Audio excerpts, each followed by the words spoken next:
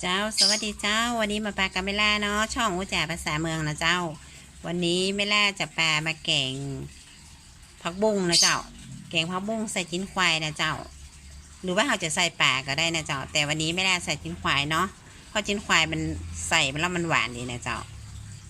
ส่วนผสมก็มีพริกนะเจ้าพริกแห้งเนาะพริกแห้งจินแดงเนี่ยนะเจ้าแล้วก็กระเทียมหอมขาวนะเจ้ากระเทียม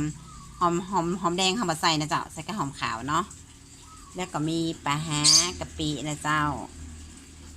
เดี๋ยวไม่แรกจะเอาไปปั่นเนาะแล้วก็มีจิ้นควายมีบะเขือส้มเจ้าแล้วก็มีผักบุ้งอันนี้เก็บลูกแกงต่งมานะเจ้าแล้วเครื่องปรุงก็มีชูรสดีนะเจ้าแล้วก็มีผักป้อมต้นหอมนะเจ้าเดี๋ยวไม่แรกจะเอาพริกไปปั่นก่อนนะเจ้าอันนี้ไม่แล่ปั่นพริกมาเรียบร้อยแล้วเจ้าเราก็ตั้งหม้อแกงเนาะอันน้ำเขาใส่นะเจ้าแล้วก็พริกที่เราปั่นให้ใส่ลงไปเลยนะเจ้าห้ามกลนนะเจ้าเดี๋ยวรอเขาเป็นเดือดเนี่ยเราถึงจะเอาจีนใส่เนาะอันนี้หม้อแกงเขาก็เดือดได้ตีแล้วเนาะเราก็เอาจีนควายใส่เลยนะเจ้าจีนควายใส่แล้วก็เอาบะเขือส้มใส่เลยนะเจ้า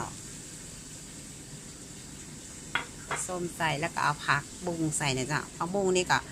หั่นเป็นท่อนๆแล้วไปล้างน้ำนะเจ้าใส่รวมเข้ากันไปเลย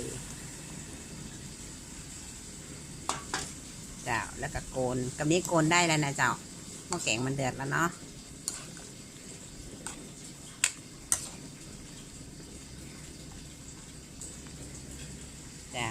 เดี๋ยวรอสักกำเนาะ